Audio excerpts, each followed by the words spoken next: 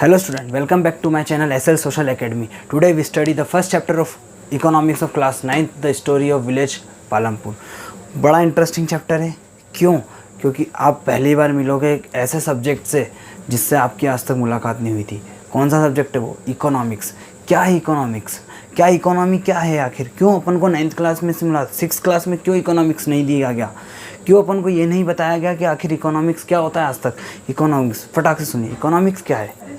Particularly किसी area को लेके वहाँ का जो मनी कंडीशन है, वहाँ की जो प्रोग्रेस कंडीशन है, वहाँ की जो डिक्लिनेशन कंडीशन है, मतलब कि आखिर कंट्री कैसे काम कर रही है, आखिर कंट्री में क्या पैसे की लेके बात है, क्या मनी इन्फ्लेशन चल रहा है या फिर क्या वहाँ पर मनी की हाइक चल रही है, क्या मनी को लेके प्रॉफिट चल रहा है, ये सारा अपन पढ़ते हैं किसमें? इकोनॉमिक्स में। सारी चीज़ें, सारे सेक्टर्स, प्रोडक्शन को लेके सारी चीज़ें, प्रॉफिट वाली चीज़ें, लॉस वाली सारी चीज़ें इसी में आ जाएंगी।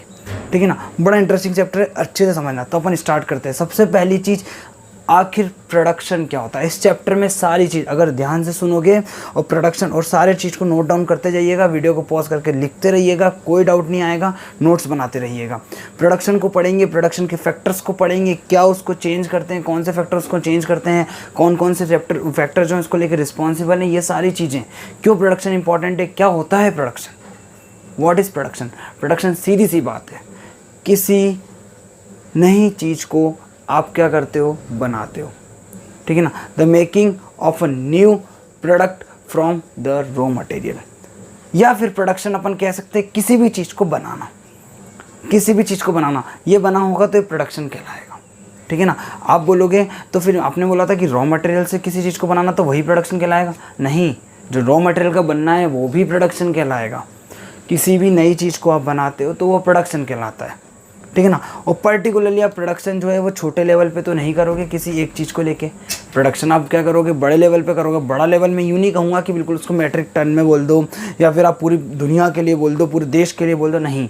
कम से कम आप उसको अपने फैमिली के लिए, ठीक है ना, आप उसको पर्टिकुलरली अपने पर्टिकुलर कम्युनिटी वाले लोग के लिए, ठीक है ना, वहाँ रहने वाले आसपास लोगों के लिए प्रोडक्शन कराओगे। मतलब प्रोडक्शन जो है वो आप अपने प्रॉफिट के लिए कराओगे, आप अपनी नीड को फुलफ़िल करने के लिए कराओगे। तो बेसिकली अपन जब बात करते हैं प्रोडक्शन की तो अपन सबसे पहले बात करते हैं फार्मिंग एक्टिविटीज़ की। फार्मिंग एक्टिविटीज़ जो अपन खेती करते हैं, कृषि जो करते हैं, उसकी बात करते हैं कि आखिर उसका प्रोडक्शन क्या ऐसा होता है, कौन से फैक्टर है जो उसको लेकर रिस्पॉन्सिबल है। तो सबसे पहली चीज़ अपन बात करेंगे फार्मिंग एक्टिविटी। क्यों? क्योंकि इंडिया जो बेटा कंट्री है ना, वो पूरा का पूरा इंडिया की 60%, अराउंड 58 to 60% पॉपुलेशन आज भी किस पे डिपेंड है? फार्मिंग एक्टिविटीज़ पे। डायरेक्टली या इनडायरेक्टली आपकी 60% पॉपुलेशन किस पे डिपेंड है? खेती बाड़ी पे। तो उसको अपन पढ़ेंगे। ठीक है ना? सबसे पहली चीज़ आपने प्रोडक्शन जान लिया क्या होता है। अब उसके फैक्टर्स, उसको पहले एक चीज़ जानो। अपन जिस एग्जाम्पल को लेके चलेंगे इस चैप्टर में वो विलेज पालमपुर का। तो विलेज पालमपुर का बैकग्राउंड क्या है? विलेज पालमपुर का बैकग्राउंड है, विलेज पालमपुर में लगभग 450 अराउंड के आसपास क्या फैमिलीज़ रहती हैं, छोटा सा 80 फैमिलीज़ जो हैं उसमें क्या है अपर कास्ट की है। ठीक है ना? और 1/3 फैमिलीज़ जो हैं, 450 की 1/3 मतलब 150 फैमिलीज़, वो क्या है लोअर कास्ट की या फिर एससीज़ की बोल लो। और वो कहाँ रहती है? आउटसाइड द विलेज, विलेज के थोड़ा बाहर कॉर्नर साइड पे वो रहती है। ठीक है ना? अपन ने पालमपुर का केस इसलिए लिया क्योंकि पालमपुर एक आइडियल विलेज, मतलब इस तरीके से क्यों लिया? क्योंकि पालमपुर में प्रॉफिट रहता है, पालमपुर में इरिगेशन सिस्टम अच्छा, अभी सारी चीज़ें पढ़ेंगे। ठीक है ना? पालमपुर में क्या है सारा प्रॉफिट को लेके प्रोडक्शन होता है। पालमपुर एक अच्छा गाँव है, उसमें लोग अच्छे से रहते हैं, अच्छे से हैप्पीली, वहाँ पर इलेक्ट्रिसिटी वहाँ पे आती है तो लोगों को कोई दिक्कत नहीं होती है ना। और दूसरी चीज़, पालमपुर एक वो छोटे से टाउन के पास में बसा हुआ है, तो उसके लिए उसमें क्या होता है कि गाँव, अगर शहर के पास में गाँव है तो वो गाँव जो होगा थोड़ा डेवलप्ड होगा, है ना। और शहर से थोड़ा दूर गाँव होगा तो उनको वहाँ तक सर्विस पहुँच नहीं पाएगी, तो उस वजह से उनको क्या होगा, बहुत ज़्यादा प्रॉब्लम होगी। तो यहाँ पर ये चीज़ क्लियर हुई कि वो जो है ना गाँव जो है पालमपुर जो है वो रायगंज एक शहर है, उससे 3 किलोमीटर दूर है। ठीक है ना? तो कोई भी चीज़ चाहिए होती है तो विलेज पालमपुर भी वहाँ पे जैसे चीज़ें पहुँचाता है। ठीक है ना? गेहूँ हो गया, चावल हो गया, बाजरा हो गया, जो भी चीज़ें। ठीक है ना? तो ये पालमपुर इसलिए एक अपन आइडियल विलेज लेके चलेंगे। अब आते हैं प्रोडक्शन के फैक्टर्स पे। कौन कौन फैक्टर्स? अब प्रोडक्शन कहाँ होगा, कैसे होगा, कौन से फैक्टर? अब मैंने बोल दिया प्रोडक्शन करना है, अब मेरे बोलने से प्रोडक्शन हो जाएगा क्या? नहीं ना, मुझे कुछ करना होगा, कहीं पर करूँगा, कैसे करूँगा, वो सारी चीज़ें इन फैक्टर्स में आ जाएगी। प्रोडक्शन का पहला फैक्टर है लैंड। लैंड, अगर ज़मीन होगी तभी तो मैं प्रोडक्शन करूँगा, हवा में प्रोडक्शन करूँगा क्या? नहीं ना, ऐसी टेक्नोलॉजी तभी आज तक आई नहीं है, और शायद तक उसको आने में पता नहीं और कितने साल लग जाएं, शायद आए भी ना। है ना। हवा में प्रोडक्शन, जब कोई चीज़ें ही नहीं होगी तो प्रोडक्शन कैसे करूँगा। तो सबसे पहला जो आपको एक फैक्टर मिला क्या है, लैंड, ठीक है ना। अब इंडिया में लैंड क्यों, लैंड इसलिए क्योंकि आप प्रोडक्शन वहीं पे कराओगे, ठीक है ना। तो सबसे बेसिक फैक्टर क्या हो गया, लैंड। और इंडिया में लैंड का डिस्ट्रीब्यूशन कैसा है, इंडिया में लैंड का डिस्ट्रीब्यूशन कैसा है, यहाँ पे सुनना 80%, ठीक है ना। चलो इसको अपन बाद में कर लेंगे, कोई दिक्कत नहीं है, कोई इशू नहीं है इसका, है ना। यहाँ पे सुनिएगा इंडिया में लैंड का डिस्ट्रीब्यूशन कैसा है। इंडिया में लैंड का डिस्ट्रीब्यूशन, सबसे पहली चीज़ अपन इसको यहाँ पे पढ़ेंगे, लेकिन आपने फैक्टर को समझ लिया कि लैंड जो है एक बहुत इंपॉर्टेंट फैक्टर है, ठीक है ना। उसके बाद देखेंगे लेबर, ज़मीन है मेरे पास, मेरे को प्रोडक्शन करवाना है, ठीक है ना। तो प्रोडक्शन में किससे करवाऊँगा, आज मैं अपना दिमाग लगाऊंगा या फिर जो लेबर होंगे वो अपनी मेहनत लगाएंगे, जो भी है ना। मेहनत से काम होगा, दिमाग से काम होगा, तो उससे क्या होगा, कोई चीज़ इम्प्लीमेंट होगी। आज मेरे दिमाग में कोई चीज़ आएगी कि मुझे वो ज़मीन पड़ी है, उस ज़मीन पे मेरे को प्रोडक्शन करवाना है, तो उसके लिए मैं क्या करूँगा, लेबर ढूंढूंगा। उसके लिए मैं बताऊंगा कि भाई इतना प्रोडक्शन करवाना है, तो मैं क्या कर रहा हूँ अभी, लेबर वर्क करवा रहा हूँ, और लेबर वर्क कर रहा हूँ अभी। इसकी वजह, इसमें क्या होगा, एक फैक्टर क्या इंपॉर्टेंट होगा, लैंड के बाद में क्या हुआ, लेबर। लेबर भी एक इंपॉर्टेंट फैक्टर होगा, लेकिन लेबर दो टाइप के होते हैं, एक होता है मैनुअल जो सिर्फ मेहनत से काम करता है, और एक होता है एजुकेटेड लेबर। इसलिए बोलते हैं एजुकेशन बहुत ज़रूरी है, ठीक है ना। इकोनॉमिक्स का बहुत बेसिक चैप्टर है, इसको समझ लोगे आने वाले चैप्टर्स इजीली समझोगे, ठीक है ना। क्यों, क्योंकि बिल्कुल आपको ग्राउंड लेवल से ये चीज़ें आपको हाइक लेके जाएगा। तो मैंने बोला लेबर में एक होता है मैनुअल और एक होता है एजुकेटेड। मैनुअल मतलब जो नॉर्मल लेबर होता है, जो नॉर्मल मेहनत करता है, ठीक है, वो ठीक है, बस सुबह आता है और शाम में फिर चले जाता है मेहनत करके मजदूरी लेके, ये मैनुअल हुआ। लेकिन एजुकेटेड लेबर अपना दिमाग लगाता है कि इतने लोग काम करेंगे, ये प्रोडक्शन करवाना है, इस सीज़न में करवाना है, इतना सीड लगेगा, इतना पैसा मैं लेके आऊँगा, इतना इसमें पानी लगेगा, इतना इरिगेशन सिस्टम लगाना पड़ेगा, इतनी इलेक्ट्रिसिटी लगेगी।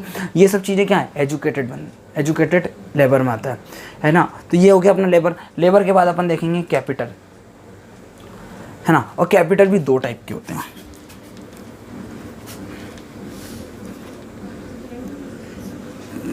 फिजिकल कैपिटल लिखेंगे इसको, फिक्स्ड कैपिटल,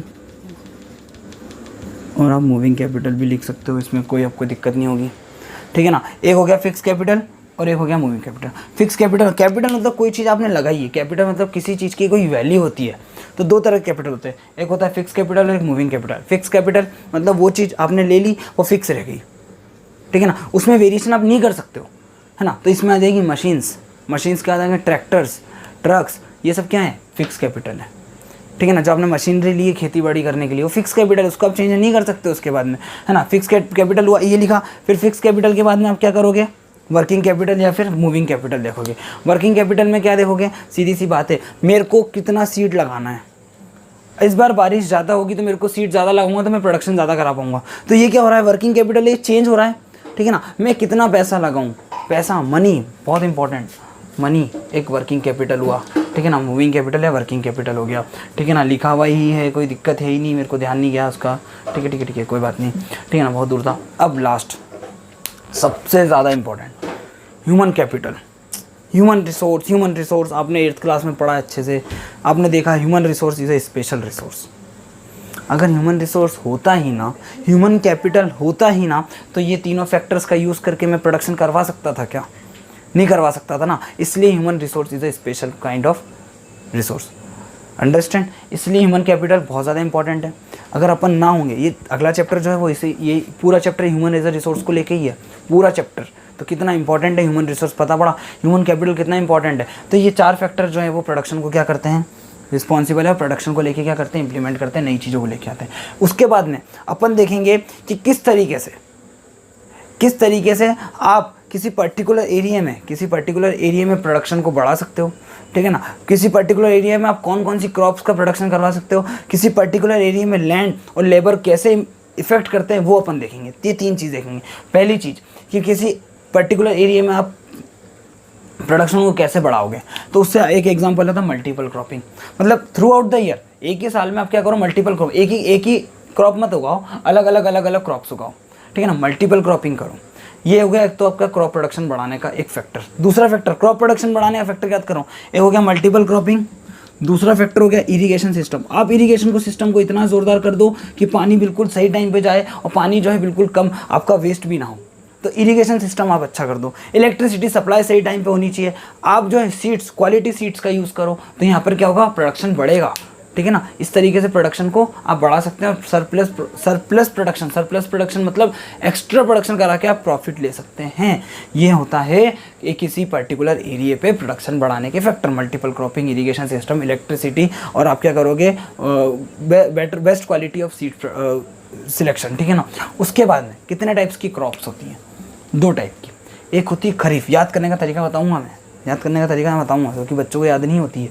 8th क्लास में भी पढ़ी, 7th क्लास में भी पढ़ी, 6th में भी पढ़ी है। खरीफ क्रॉप और रबी क्रॉप, फिर भी आपको याद नहीं होगा। खरीफ क्रॉप और रबी क्रॉप में क्या डिफरेंस है। सबसे पहली चीज़, इंडिया का जो एग्रीकल्चर सिस्टम है पूरा किस पे डिपेंड है, मानसून पे। अगर मानसून खरा नहीं उतरेगा, वर्ड को सुनना, मानसून अगर खरा नहीं उतरेगा तो एग्रीकल्चर प्रैक्टिस नहीं होगी। लेकिन हर बार मानसून खरा उतरता है, थोड़ा बहुत ऊपर नीचे होता है, लेकिन हर बार मानसून खरा उतरता है। तो मानसून के समय मतलब रेनी सीजन के समय आप किस क्रॉप का सोन कराएंगे, किस सीड्स का ग्रोन कराएंगे, खरीफ क्रॉप का। खरीफ क्रॉप कब बोगे आप, रेनी सीजन में, क्योंकि खरा उतरा है मौसम, इसलिए खरीफ क्रॉप, जैसे ज्वार और बाजरा, ठीक है ना। अब विंटर सीजन, भाई रेनी सीजन गया, विंटर सीजन आया। अब विंटर सीजन में आप रबिंग करते हो, ठंड होती है, तो ये क्या होगा, रबी सीजन। तो रबी सीजन में क्या हो जाएगा, रबी क्रॉप में क्या हो जाएगा, विंटर सीजन में रबी क्रॉप को उगाया जाता है, और उसका एग्जाम्पल है वीट। यहाँ तक चीज़ क्लियर हुई। अब इसके बाद में अपन ने वो तो देख लिया कि किसी पर्टिकुलर एरिया में आप प्रोडक्शन को कैसे बढ़ाओगे, तो आपने देख लिया है। अब अपन बात करेंगे शेयर ऑफ लैंड, कि इंडिया में लैंड का शेयर किस तरीके से। तो इसको बहुत सिंपल तरीके से समझना, इसी से लैंड और लेबर का कंसेप्ट समझ में आएगा। छोटा सा कंसेप्ट है, मैंने बोला कि इंडिया में है ना, ये जो है 55% फार्मर जो हैं, सुनना, 55% जो हैं फार्मर ये स्मॉल फार्मर्स हैं, है ना, और 45 फार्मर जो हैं ये मीडियम और लार्ज फार्मर्स हैं, मतलब बड़े, जिनके पास पैसा है, ठीक है ना। अब 55% जो जिनके पास बहुत कम पैसा है, उनके पास जो है, सुनना, 15% ज़मीन, मतलब 55 लोगों के पास सिर्फ 15% ज़मीन, और 45% लोगों के पास 85% लैंड है। तो ये जो वेरिएशन है, इस वजह से बहुत ज़्यादा लैंड और लेबर में क्या आता है, डिफरेंस आता है। उनकी जो इनकम में जो है डिफरेंस आता है, प्रोडक्शन में उनके डिफरेंस आता है, उनकी जो कंडीशंस में है वो डिफरेंस आता है। तो यहाँ पर क्या बोला मैंने, 55% लोगों के पास सिर्फ 15% ज़मीन, और 45% लोगों के पास 85% जो है वो लैंड है, ज़मीन है। तो यहाँ तक चीज़ें क्लियर हुई। इसके बाद आप यहाँ पे मेरी चीज़ सुनिएगा, मैंने बोला कि लैंड, किसी पर्टिकुलर जगह पे आपको लैंड का प्रोडक्शन करवाना, आपने स्पेस देख ली, ठीक है। अगर वो जगह अच्छी है तो आप उसको प्रोडक्शन कराओगे, लेकिन अच्छी नहीं है तो वहाँ पे आपको डिफरेंट मेथड लगानी पड़ेगी। अब डिफरेंट मेथड्स कैसे लगेगी, भाई इंडिया में आया था ग्रीन रिवॉल्यूशन, और ग्रीन रिवॉल्यूशन कब आया था, 1968 के आसपास। 1968 के आसपास ग्रीन रिवॉल्यूशन आया था। इंडिया में फादर ऑफ ग्रीन रिवॉल्यूशन है MS Swaminathan. Father of green revolution कौन है, MS स्वामीनाथन है, ठीक है ना। उसके बाद यहाँ पे समझना, ग्रीन रिवॉल्यूशन जब आया, क्यों, क्योंकि इंडिया में प्रोडक्शन अच्छी मात्रा में नहीं हो रहा था, जितना करवाना था उतना प्रोडक्शन नहीं हो रहा था। तो ग्रीन रिवॉल्यूशन जब आया तो उसने क्या लेके आया, नई नई चीज़ें लेके आया, new modern techniques of farming लेके आया, अलग अलग टेक्निक लेके आया। उसमें क्या था, इरिगेशन सिस्टम को इंप्रूव करना। दूसरा उसने बोला केमिकल फर्टिलाइजर को यूज़ करो, और केमिकल फर्टिलाइजर से अपन सस्टेनेबिलिटी ऑफ लैंड भी समझ लेंगे। केमिकल फर्टिलाइजर्स को यूज़ करो, और उसने बोला HYV सीड्स को यूज़ करो, high yielding variety of seeds, HYV seeds और केमिकल फर्टिलाइजर्स को यूज़ करने की उसने बोला। तो यहाँ पर चीज़ ये समझ में आई कि ग्रीन रेवोल्यूशन से क्या हुआ, फिर ग्रीन रेवोल्यूशन से क्या हुआ, प्रोडक्शन एकदम से इंक्रीज़ होने लगा। लेकिन मैं बोलूँ अब जब लेबर की क्या दिक्कत है, लेबर का कंसेप्ट क्या बोल रहे हो आप सर, लेबर का कंसेप्ट ये होता है कि मान लो जो स्मॉल लेबर्स हैं, स्मॉल लेबर्स जो हैं, इनके पास पैसे नहीं है, अब इनको अगले साल क्या करना है, क्रॉप को बढ़ाना है। तो ये क्या करेंगे, मार्केट जाएंगे, या जो बिग फार्मर्स उनसे पैसे लेंगे। अब मान लो कि इनकी क्रॉप जो है वो ख़राब हो गई, फिर वापस से जाएंगे, वापस से पैसे लेंगे, लोन लेंगे, उधार लेंगे, जो भी लेंगे, फिर ये जो चक्र चलता रहता है और इनका बर्डन इनके ऊपर आता रहता है। इसलिए लेबर का ग्रुप को हमेशा इंप्रूव करने का काम करना चाहिए, इसीलिए गवर्नमेंट इस पर काम करती है, इसलिए गवर्नमेंट इनको इंप्रूव करने के लिए आगे चीज़ लेके आती है। छोटा सा कंसेप्ट था, कोई दिक्कत नहीं है इस चीज़ का। लैंड और लेबर समझ में आया, ठीक है ना। सस्टेनेबिलिटी ऑफ लैंड पे आते हैं। सस्टेनेबिलिटी ऑफ लैंड क्या, आप रिपीटेड यूज़ ऑफ लैंड करोगे, ज़मीन का बार बार यूज़ करोगे, तो उस वजह से क्या होगा, उसका डिक्लिनेशन हो जाएगा। और फिर बात कर दी मैंने केमिकल फर्टिलाइजर और HYV सीड्स यूज़ करने की, तो उसकी वजह से सॉइल की फर्टिलिटी और लूज़ होने लगेगी, और सॉइल की फर्टिलिटी यूज़ होने लगेगी। इसलिए क्या करना है, किसी भी चीज़ को सस्टेन करना, किसी भी चीज़ को रिटेन करना, वापस से सही करना। सस्टेनेबल डेवलपमेंट पढ़ा है ना, सस्टेनेबल डेवलपमेंट मतलब डेवलपमेंट करो लेकिन under the limitation of your condition, मतलब नेचर के लिमिटेशंस के अंडर काम करो, नेचर को आप ख़त्म मत करो।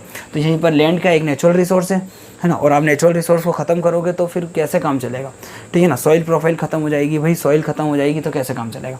ये हुआ, ये पूरी फार्मिंग एक्टिविटीज़ थी। इसके बाद अपन बात करेंगे what is non farming activities. Non farming activities क्या है, फार्मिंग एक्टिविटीज़। और मैंने बोला, आपने को मैंने स्टार्टिंग में एक चीज़ बोली थी कि इंडिया की 60% पॉपुलेशन डायरेक्ट या इनडायरेक्ट तरीके से फार्मिंग एक्टिविटीज़ में लगी हुई है। तो डायरेक्ट मतलब फार्मिंग और इनडायरेक्ट मतलब नॉन फार्मिंग।